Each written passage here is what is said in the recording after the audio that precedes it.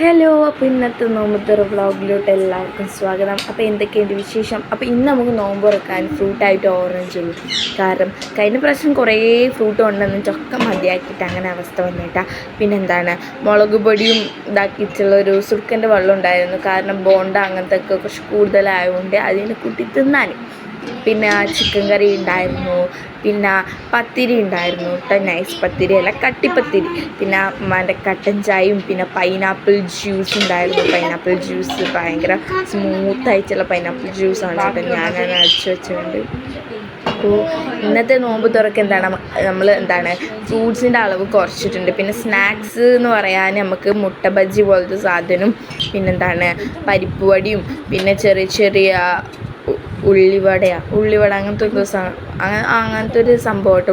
ഉള്ളി ബജിയോ അങ്ങനത്തെ പറയൂലേ, ആ ഒരു സംഭവം. അപ്പോൾ നമ്മൾ ഇന്ന് നേരെ തന്നെ നമ്മൾ കയറിയിരുന്നാണ് കേട്ടോ. പിന്നെ എൻ്റെ അനിയത്തി, ഓ മൈ ഗോഡ്, എനിക്ക് എത്ര തലവേദന ഓള് തരുവറിയോ. എത്ര സഹിച്ച് എത്ര ഇതാക്കിയാലും നമുക്ക് എത്ര ഓളെ കൺട്രോൾ ആക്കാൻ വേണ്ടിയിട്ട് കഴിയൂല കേട്ടോ. അതിലേറെ വലിയ സാധനമാണ് ഈ ഒരു പെണ്ണ് റാണിയ എന്ന് പറയുന്നത്. അപ്പോൾ അങ്ങനെ എന്തായാലും ഇപ്പം ഞങ്ങളോട് എപ്പോഴും പറയും, നിങ്ങൾ ബാങ്ക് കൊടുക്കാൻ നേരം വന്ന് ടേബിൾമ വന്നിരുന്നാൽ മതി. കാരണം അത്രയും സമയം എന്തെങ്കിലും പറഞ്ഞിട്ട് ഇങ്ങനെ തറക്കി കൂട്ടാം. അപ്പോൾ ഇതിപ്പോൾ അവിടെ അതുതന്നെ നടക്കുന്നുണ്ട്. ഞാനും എൻ്റെ അനിയത്തിയും വെറുതെ തറക്കിക്കാണ്. വെറുതെ എന്ന് പറയാൻ പറ്റില്ല, എൻ്റെ ഭാഗത്താണ് ശരി, എൻ്റെ ഭാഗത്ത് മാത്രമാണ് ശരി.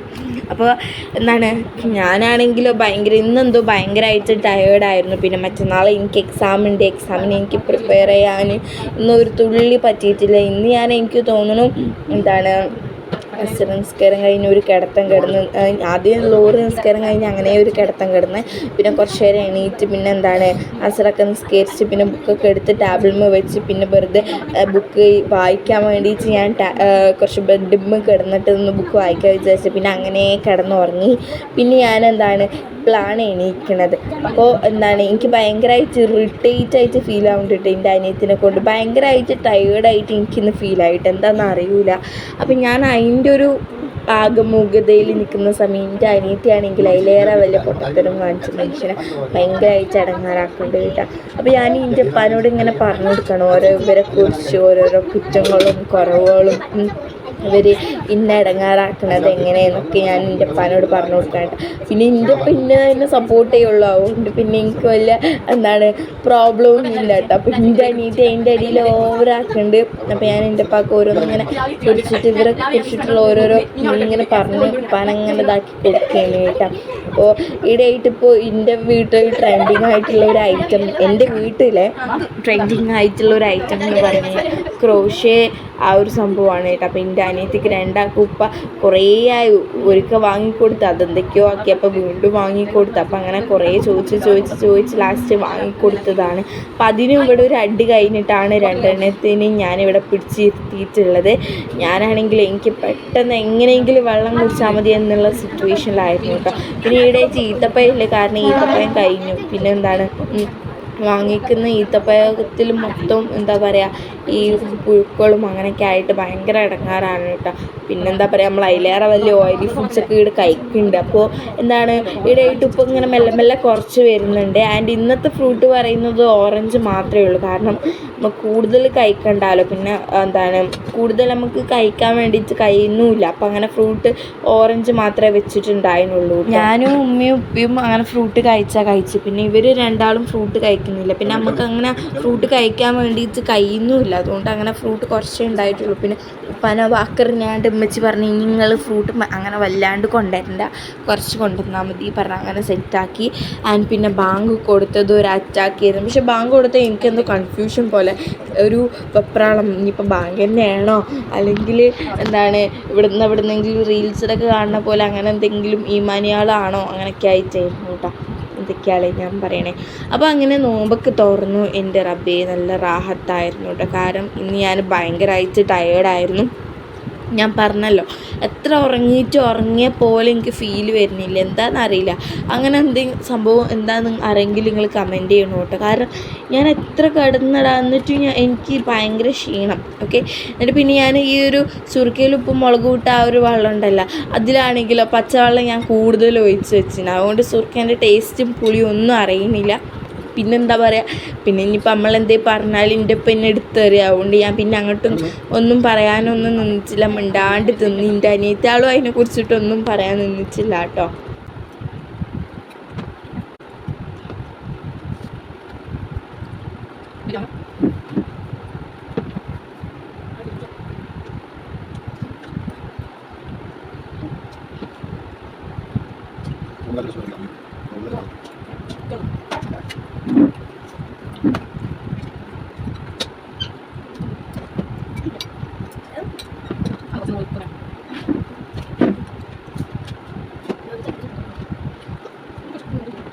അങ്ങനെ ഞാൻ കുറച്ച് സ്നാക്സും ജ്യൂസും അങ്ങനെയൊക്കെ കുടിച്ച് കഴിഞ്ഞതിൻ്റെ ശേഷം ഞാൻ എന്താക്കി, പത്തിരിയും ചിക്കൻ കറിയും എടുത്തു കേട്ടോ. സാധാരണ ഞാൻ നിസ്കരിച്ച് കഴിഞ്ഞിട്ടാണ് ഇതൊക്കെ തിന്നൽ. പക്ഷെ ഇന്ന് എനിക്ക് ഞാൻ പറഞ്ഞല്ലോ ഭയങ്കര വിശപ്പ്, ഒന്നുമില്ലാത്തൊരു വിശപ്പാണ്. അപ്പോൾ ഞാൻ എന്താക്കി, എൻ്റെ അനിയത്തി എന്തൊക്കെ കാണിക്കണേ. അപ്പോൾ ഞാൻ പത്തിരിയും ചിക്കൻ കറിയും കൂട്ടി തിന്നുന്നുണ്ട്. അതിൻ്റെ ഇടയ്ക്ക് ഞാൻ എന്താണ് സ്നാക്സ് എടുക്കുന്നുണ്ട്, ഫ്രൂട്ട്സ് എടുക്കുന്നുണ്ട്. അങ്ങനെ മിക്സ്ഡ് ആയിട്ടുള്ളൊരു കോംബോ ആയിട്ടായിരുന്നു കേട്ടോ ഞാൻ തിന്നുന്നുണ്ടായിരുന്നു. കാരണം അത്രയ്ക്ക് വിശപ്പായിരുന്നു എനിക്ക്, എന്നതില്ലാത്തൊരു വിശപ്പായിരുന്നു. പിന്നെ പൈനാപ്പിളാണ് ജ്യൂസ്. അപ്പോൾ പൈനാപ്പിൾ ജ്യൂസ് ഞാൻ ആക്കുന്ന സമയം ഞാൻ 2 പീസ് അങ്ങോട്ട് മാറ്റി വെച്ചിട്ടുണ്ടായിരുന്നു.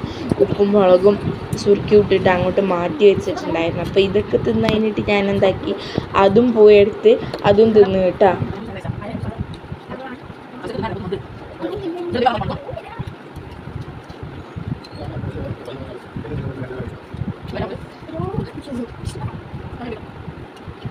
ഈ അനിയത്തിയാൾ ഉണ്ടാവുക എന്ന് പറയുന്നത് ഭയങ്കര വലിയ സംഭവമാണ്. പക്ഷെ അച്ഛങ്ങളെ ചില സമയത്ത് സ്വഭാവം കാണുമ്പോൾ ഉണ്ടല്ലോ എടുത്തെറിയാൻ തോന്നും.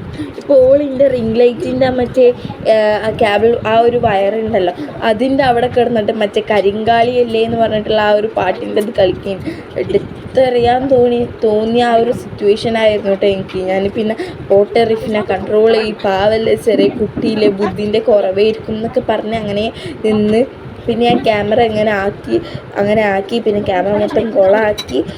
ആൻഡ് അപ്പോൾ അങ്ങനെ ആയിരുന്നു കേട്ടോ ഇന്നത്തെ നോമ്പ് തുറ എന്ന് പറയുന്നത്. ഇന്ന് ഞാൻ ക്യാമറ ഫുള്ളും എടുത്ത് വെച്ചിന്.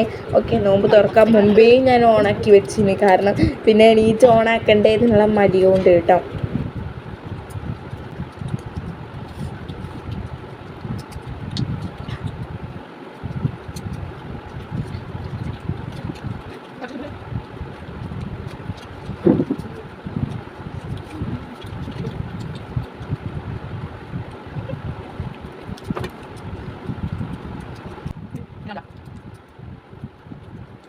വെള്ളമൊക്കെ കുടിച്ച് കഴിഞ്ഞുകൊണ്ട് എനിക്കിത് അങ്ങോട്ട് ഇറങ്ങുന്നില്ല. അപ്പോൾ 2 പത്തിരിക്ക് ഞാൻ അരമണിക്കൂർ എടുത്തതിന് കേട്ടോ തിന്നാൻ വേണ്ടിയിട്ട്.